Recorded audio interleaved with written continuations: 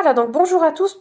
Troisième tentative pour, pour ce soir hein, de notre petite interview. Donc parlons mieux-être. Donc on n'a pas réussi avec ma collègue malheureusement à se connecter en live. Je trouve ça bien dommage.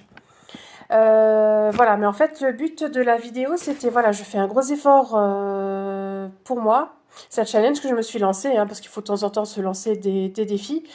J'ai décidé de parler de moi, de parler de mon histoire, de ce que j'ai vécu ces dernières années, parce que voilà, on a tous chacun ses propres soucis et tout, mais je pense que puis ça fait du bien aussi. Je me rends compte maintenant. Avant, je voulais rien savoir, mais le fait d'en parler finalement me libère un peu plus tous les jours. Voilà, donc pour ceux qui me connaissent pas, pardon, donc moi c'est Aline, j'ai 43 ans, je suis paxée, j'ai une magnifique poupée de bientôt 4 ans. Je suis fibromyalgique depuis 2012 suite à un accident du travail qui a mis fin brutalement à ma carrière d'aide-soignante, un métier que j'adorais. Donc quand le médecin m'annonce que je ne peux plus exercer mon métier, je vous laisse imaginer, j'ai l'impression que la terre s'ouvrait sous mes pieds. À cette époque-là, je pensais que c'était la pire des choses que je vivais. À l'instant T, c'était le cas. Ce que je pensais du moins, mais voilà, vu ce qu'on a vécu ces dernières années, c'était finalement qu'un début. Donc voilà, depuis cet accident, je me retrouve fibromyalgique avec des douleurs chroniques diffuses et partout, tous les jours, mais qui ne se voient pas et je ne suis pas quelqu'un qui montre qui a mal non plus. Je suis quelqu'un de combatif, quelqu'un d'authentique, c'est pour ça que je fais cette vidéo ce soir, qui ne se laisse pas aller non plus, hein, mais c'est vrai que ces dernières années ont été très très difficiles. Mais malgré tout ça, voilà, jusque-là, j'ai réussi tant bien que mal avec la maladie, ça ne m'a pas empêché de fonder une famille, de rencontrer mon mari. Voilà, par contre, mon avis personnel, mais ça n'engage vraiment que moi, je l'ai remarqué, je pense que je ne suis pas la seule fibromyalgique ou toutes les personnes qui ont des douleurs chroniques, le fait d'avoir fait les vaccins contre le Covid, je trouve que personnellement, moi, chez moi en tout cas, ça a amplifié mes douleurs. Mais ça fait rien. Voilà. J'ai pu construire ma vie tout de même, hein, et puis voilà. Donc voilà, ensuite, donc j'avais un CDI et puis une magnifique poupée. Je me suis dit, bah, on s'est dit avec mon mari, voilà, on a quand même avoir des enfants, on va retenter l'aventure. Donc le 1er juillet 2022, je saute de joie, je fais un test de grossesse, j'ai des nausées, je dis, ah ça y est, je suis enceinte. Mais voilà, cette magnifique aventure va s'arrêter cruellement et brutalement. Quand il va falloir faire les tests de dépistage de la trisomie 21, donc pour ma première fille, pas de souci, hein, j'avais l'âge en plus. Hein. Sauf que là, on était en 2022, donc j'avais 41 ans. Et le gynéco me dit, oh, mais ça, c'est pas grave, il y a juste l'âge, mais ça veut pas dire que voilà, votre enfant n'aura rien. Je dis, ouais, ok, bon. Moi, j'y vais encore insouciante. Hein. Je dis, bon, d'accord, on fait le test et tout, mais c'est montré rassurant. J'y vais un peu, je fais pas la fleur aux dents, mais vraiment insouciante. Parce que voilà, vu que je voyais notre fille comme elle était, j'ai dit, qu'est-ce qu'il me raconte? Bon, bref. Le résultat tombe. Et donc j'étais en plus au travail, hein, ce jour-là, j'ai prévenu mes collègues, voilà. C'est le gynécologue, j'étais encore la seule au bureau, et il me dit, écoutez, il y a un souci avec la prise de sang, elle est pas bonne, il faudra en refaire une. Ok. Mais il faut pas s'inquiéter, j'ai au nouveau le même discours, ok. Donc voilà, je refais la prise de sang, on attend les tests avec angoisse, et puis le résultat tombe le 20 septembre 2022. Bon, vous savez pas à l'époque que c'était Timothée, mais notre enfant est atteint d'une trisomie 18. Donc je regarde ce que c'est, enfin complètement effondré, je dis qu'est-ce qui se passe, c'est quoi, enfin je comprends pas. Et voilà, qu'est-ce qui se passe? Et donc on regarde et il nous dit effectivement, il n'y aura pas d'avenir pour cet enfant, plein de polymalformations, puis il n'y a pas que la trisomie 18, on doit faire des tests génétiques, on va à Strasbourg, ça se passe très mal en plus, j'épargne les détails. Donc ça, je souhaite à personne ce qu'on a vécu. Donc on a pris la lourde décision de mettre fin à la grossesse. Voilà, la démarche a été horrible, mais je pense que ce qui a été le pire, et pour tous les gens qui vivent ça, c'est en fait, quand on commence les démarches, en fait, moi c'est toute une commission, hein, ça se fait pas comme ça, je vais faire gros parce que j'ai beaucoup de choses à dire.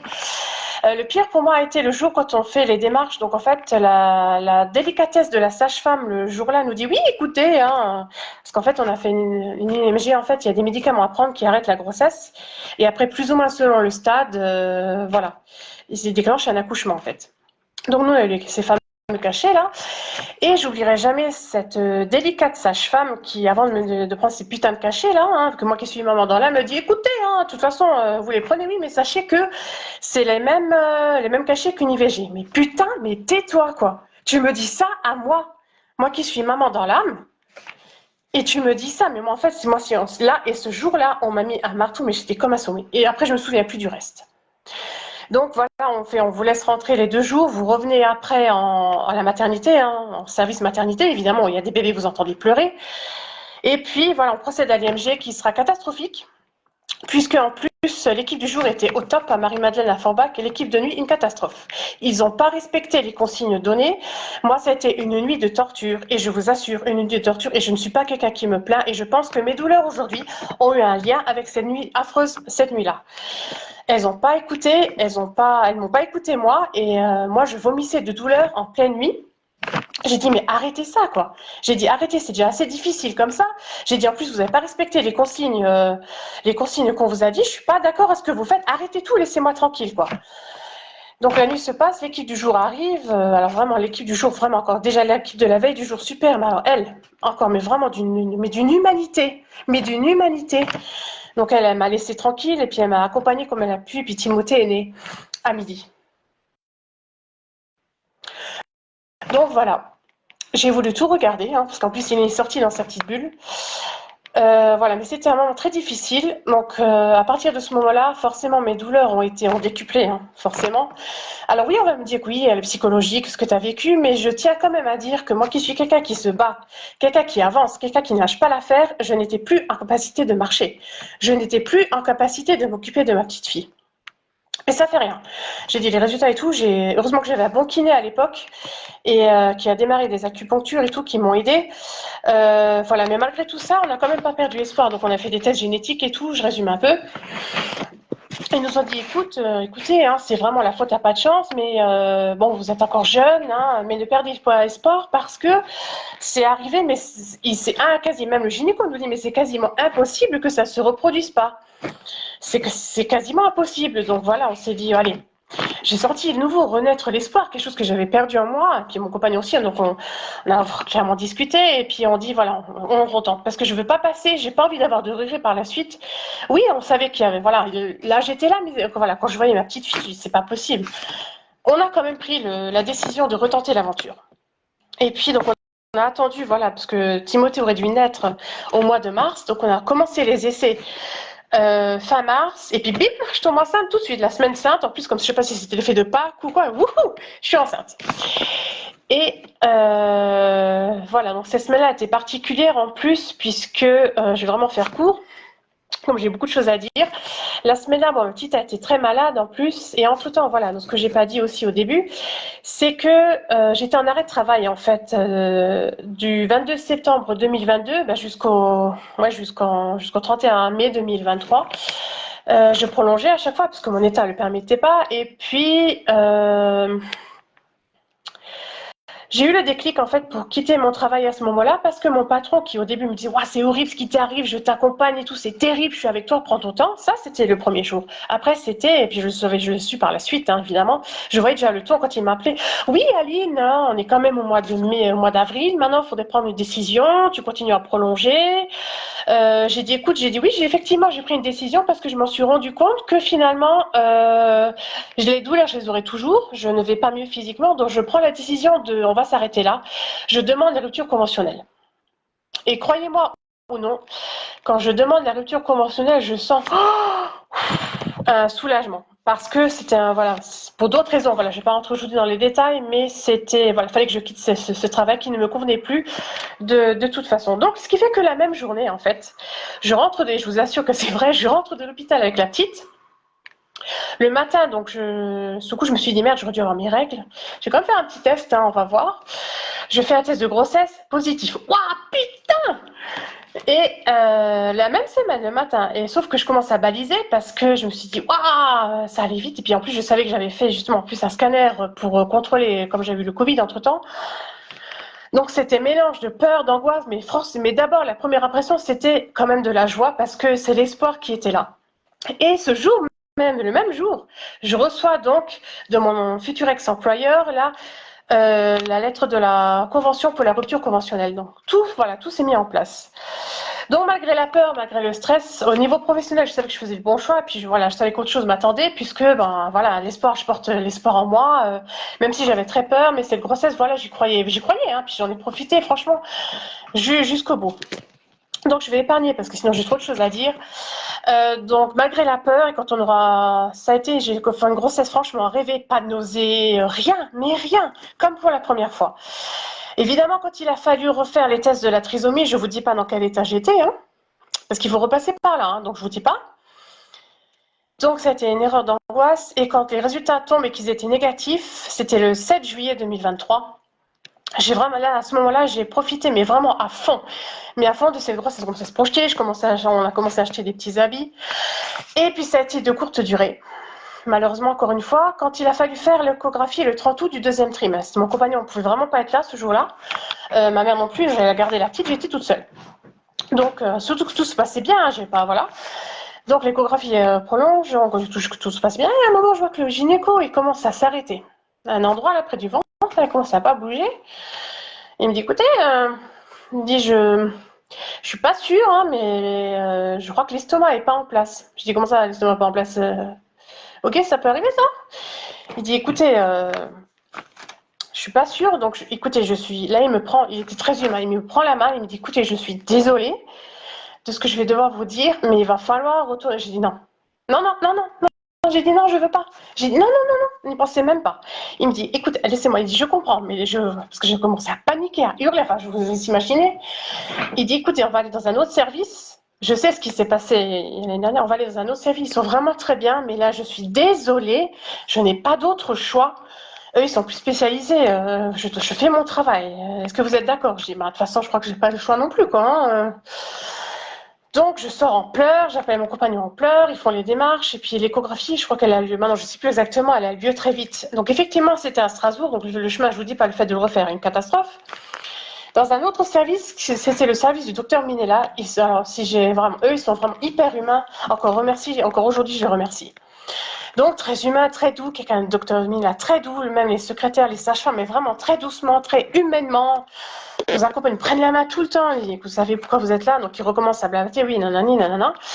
Il dit, écoutez, donc on va faire, voilà, on va vous expliquer comment ça passé, donc on va faire l'échographie. Par contre, vu ce qui s'est passé pour vous, il me serre la main, il me dit, je suis désolée, je n'ai pas d'autre choix que de vous proposer une amniosynthèse. J'ai dit, waouh, encore une, il me dit, je suis désolée de ce que je suis en train de vous dire, voilà, je sais que vous allez refaire ça, mais on n'a pas trop le choix. Parce que voilà, c'est quand même génétique, vous avez un souci génétique, on veut bien s'assurer, en espérant pas. Voilà, parce qu'on suspecte même une hernie diaphragmatique pour ce petit bébé là, mais même si c'est que ça, voilà, veut prendre toutes les précautions. Donc mon compagnon regarde, moi j'étais en train de pleurer et tout, mais on s'est dit de toute façon, on y va, de toute façon, que faire d'autre quoi. Donc on fait la myosynthèse, et il me dit écoutez, si tout se passe bien, je vous rappelle la semaine prochaine. Voilà, donc on quitte Strasbourg dans un état, je vous dis même pas chemin qu'on a fait pour rentrer, bon bref. Et puis, je crois qu'un ou deux jours après, le téléphone sonne, je savais. De toute façon, je le savais. En partant, de toute façon, mon intuition m'a jamais quittée. Je savais que c'était pas bon. Et je savais, j'avais un très mauvais pressentiment. Et puis, donc, le médecin m'appelle déjà assez tôt, en début d'après-midi, je crois le lendemain ou le surlendemain, il me dit, écoutez, on vient d'avoir les résultats, on a trouvé quelque chose. Je dis, oh putain, je commence à hurler, enfin, mais sauf que je peux pas vous le dire au téléphone. Faut vous donner une consultation. J'ai dit, mais vous pouvez pas, mais c'est comme ça. J'ai dit, mais vous vous rendez compte de ce que vous me dites, quoi. Hein? Vous vous rendez compte un peu de la bombe que vous me lâchez là, quoi. On sait qu'il y a quelque chose, vous n'avez pas dit, non, je suis désolée, hein, je suis désolée, j'ai pas le droit. Moi, j'appelle mon compagnon en pleurant. J'ai dit, écoute, ils ont quelque chose. J'en veux à la terre entière. J'en veux à la terre entière. J'ai dit, mais c'est pas possible. Qu'est-ce qu'on a fait? Qu'est-ce qu'on a fait? Et puis, vous voyez, j'ai encore l'émotion là. Donc, on y va. Tant bien que mal. Et puis, ils nous disent effectivement, on est désolé, on a découvert quelque chose. En fait, c'est une tétrasomie, voilà. Syndrome de Pallister-Killian. Je savais même pas ce que c'était. Et puis, je n'ai même pas voulu savoir. Moi, tout ce que j'ai demandé, parce que j'ai en plus, contrairement à Timothée où je n'entendais plus rien, alors là, pour Hugo, j'étais bien là. J'ai juste dit, ok, je veux pas savoir. Épargnez-moi les détails et dites-moi juste quel avenir a mon enfant. Il m'en dit aucun. Ce sera un avenir de souffrance, ce sera un avenir, il n'en aura pas, il sera que des souffrances, il y aura plein de retard. J'ai dit, on arrête tout de suite. J'ai dit, écoute, c'est bon, on arrête. J'ai dit, enfin, écoutez, faites ça au plus vite, sachant que pour en plus, à ce stade-là, j'étais presque à 6 mois et demi de grossesse. Donc on a, voilà, donc j'ai dit, écoutez, mais l'équipe, franchement, très humain, mais j'ai dit, là, alors, là, j'étais là, donc dans la famille de nouveau, mais à ce moment-là, en fait, le plus dur pour moi a été de me dire, putain, il va falloir le dire à ma fille. Elle était tellement contente d'avoir un petit, d'être grande sœur. Comment je vais lui dire ça? Comment je vais lui dire ça? Donc voilà, on rentre et puis forcément elle me demande tout de suite comment ça va et puis voilà. Donc on lui a pas dit tout de suite parce qu'en fait entre le délai où on rentre et que l'intervention se fait, il s'est passé une semaine, ce qui fait qu'on a tout fait pour que la petite entre-temps qui faisait sa première rentrée en plus à l'école maternelle début septembre. Voilà, on l'a mis chez les grands-parents qu'elle se rend pas compte. Il y a juste un jour quand même, elle demande maman quand on est rentré en plus peu de temps après, elle me dit maman donc on avait déjà dit, on avait dit que c'était un garçon qui s'appellerait Hugo et tout ça. Maman d'Ivoire, il est où Hugo? Alors je sais pas, je pense qu'elle a dû le sentir, hein, parce que même si j'ai pas montré, et puis moi je me suis effondrée. C'est la première fois que j'ai pleuré devant elle, mais après la psy aussi m'a dit que j'avais raison. Je lui ai expliqué que j'ai dit ça, faut que je te parle. C'est voilà, j'ai dit, je suis désolée ma chérie, mais en fait ton petit frère Hugo est parti rejoindre Timothée au ciel.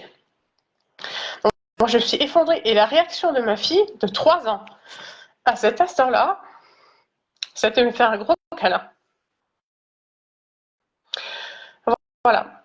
Vous voyez, encore maintenant, j'ai encore l'émotion parce que ça fait pas un an. Donc, voilà, forcément, mais bizarrement, forcément, évidemment, on tout se suit, hein, j'ai été suivie et tout. Mais, alors je sais pas si c'est parce que c'était la deuxième fois ou tout, les douleurs étaient atroces, mais pas aussi, comment je vais dire ça, pas aussi atroces et invalidantes que la première fois. J'ai pu, parce qu'en plus la petite était à l'école, je me suis dit, ah, il faut que tu te bouges, il faut que tu te lèves, la petite elle a besoin de toi, je flanche pas, flanche pas. C'était très très difficile, hein.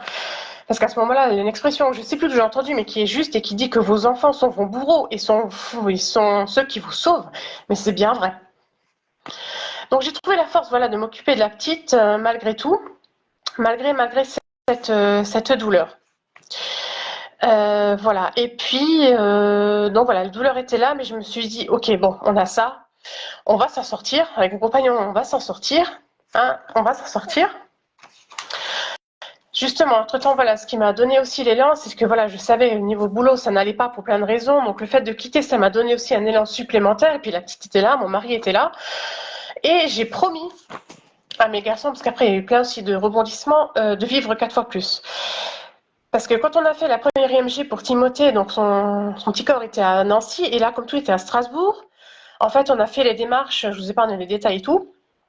Et grâce à l'équipe de Strasbourg, en fait, on a pu rapatrier, bon, à nos frais, mais ça fait rien, Timothée et Hugo à Nancy. Et l'équipe de Strasbourg a été très humaine puisqu'ils nous ont épargné. En fait, puisqu'au lieu de choisir un berceau, nous on devait choisir un cercueil. Je ne sais pas si vous imaginez quoi. Et ils ont eu cette humanité-là, cette bonté-là de nous dire, écoutez, on peut vous aider. On a des cercueils. J'ai encore aujourd'hui, je remercie infiniment parce que voilà. On n'a pas eu encore cette épreuve à l'épreuve, parce qu'il a fallu faire les obsèques aussi. On n'a pas fait de messe, on a juste fait une incinération à rajouter. Donc avec tout ça, on va se dire, il faut. Mais je me disais, voilà, oui, j'arrivais pas à marcher. Les jours qui suivent étaient très difficiles, forcément, mais j'ai pas perdu pied. Malgré tout ça, j'ai pas perdu pied. Et puis la petite était là aussi, hein. La famille était là aussi, toute la famille était là pour nous soutenir. Et puis la vie doit continuer malgré tout.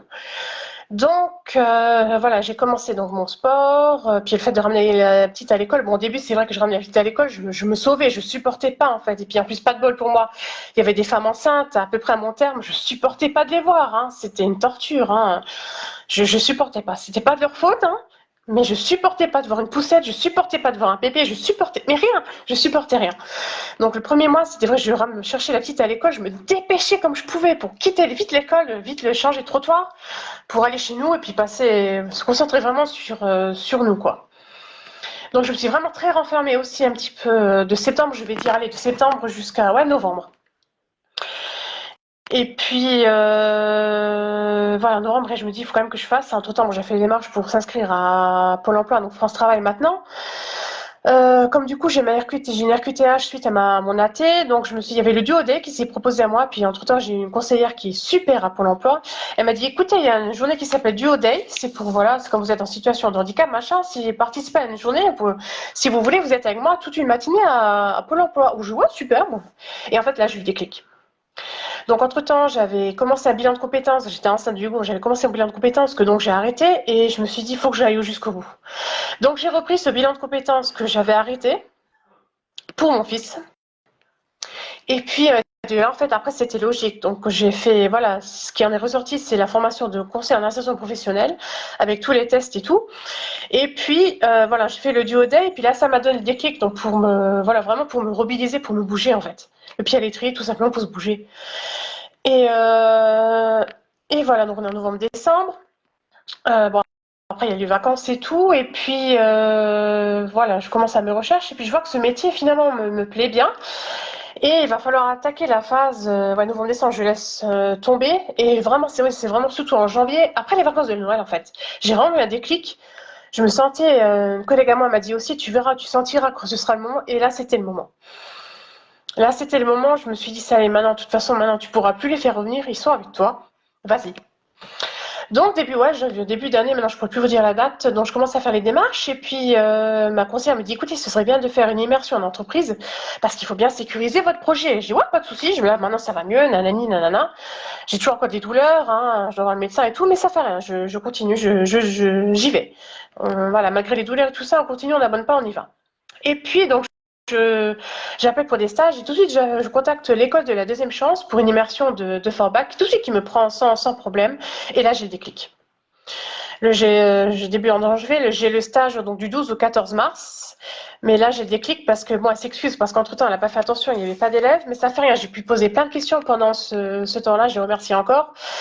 Et là, j'ai le déclic et je me sentais de nouveau à ma place au niveau professionnel. Et je vous assure que ça fait longtemps que je me suis plus sentie comme ça à ma place. Donc, je redemande à refaire un stage quand ils ont des élèves. Donc, ce sera possible donc du 19 au 20 mars. Et puis depuis la machine est lancée quoi. Hein. Donc du coup j'ai fait mes stages, j'ai postulé partout pour faire la formation. Donc là je suis inscrite à l'AFPA de Metz hein, parce qu'ils la font pas à Saint-A parce que moi je préfère moi personnellement l'alternance mais ça c'est mon choix personnel parce que moi j'apprends mieux sur le terrain. Voilà. Donc on m'a dit que ça va être plus compliqué mais ça fait rien. Encore une fois on m'a dit que cette année c'est baisse budgétaire. Je dis bon encore des bâtons dans les roues on a tellement l'habitude hein, on est plus à ça près hein. Ce serait trop facile sinon hein, entre temps. Donc voilà, je suis actuellement en recherche d'un employeur et si vraiment la formation en alternance ne peut pas se faire, je sors toujours un plan B hein, parce qu'il faut toujours avoir un plan B. Voilà, donc je pourrais la faire en initial. Voilà pour ce côté-là. En attendant, ensuite, au niveau côté santé, donc comme ça n'allait pas, donc je continue le kiné. Entre temps, j'ai bazardé tous mes médicaments et je suis à la recherche actuellement. Je suis en phase de test ce que je fais actuellement en phase de test tout simplement d'un concept 100% naturel. Voilà, mais qui à mon grand étonnement donne des résultats puisque j'ai commencé le 1er mars, on est le 25 avril et depuis je dors déjà la nuit. Voilà, je vous en dis pas plus pour ce soir, hein, je pense que j'ai monopolisé un peu. Mais voilà, je pense que voilà, j'ai relevé mon défi, hein, c'était de parler de moi, de parler de ce qui m'est arrivé parce que je pense que voilà, tout le monde a sa croix à porter. Hein, mais je pense que le plus important, c'est la façon dont on gère les choses et on s'en sort. Et si je peux donner un peu d'espoir aux gens, bah, ce sera ça de gagner. Merci à tous, en tout cas, à tous ceux qui m'ont suivi, qui m'ont accompagné. Et on va essayer de refaire d'autres directs en essayant d'être plus au point la prochaine fois. Quoi. Mais merci à tous et à très bientôt, j'espère. Et n'hésitez pas à me mettre des commentaires, hein, ça me fera très plaisir de ce que vous avez pensé. Soyez comme moi, authentique, c'est le premier. Voilà, donc c'est parfait, ce ne le sera jamais, mais au moins j'ai eu le mérite d'avoir essayé, comme on dit. Encore un grand merci à chacun qui me regarde et puis prenez soin de vous, vraiment. Et à très bientôt.